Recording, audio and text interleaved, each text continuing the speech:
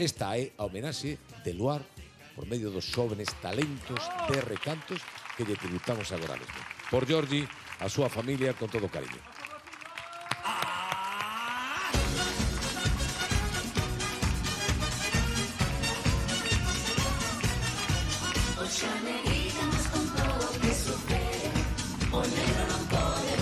O negro non pode, está cansado, non lle importan as mulleres. O negro non pode dormir, probanos a no xardín, que ata na confía. O negro non pode nin de noite nin de día, o xa dorme no balcón, mañá xa na cama, se non pasa nada dormirá no salón. Dalle ao negro unha filiña, porque iso tranquiliza e así pode vivir feliz.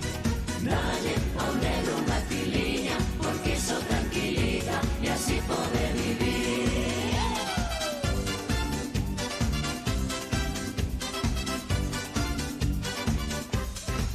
O chiringuito, o chiringuito, o chiringuito, o chiringuito. Eu teño un chiringuito na beiriña da praia, eu teño moi bonito, espero que ti vayas.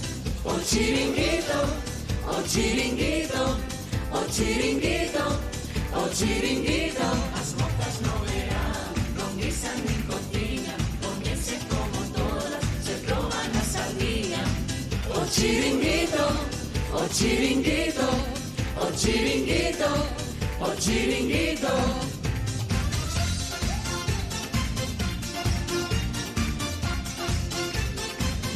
Este domingo con todos os amigos marchamos para o campo comer a barbacoa, para reunirnos cunha chea de xente, facemos moito ambiente, unha linda barbacoa.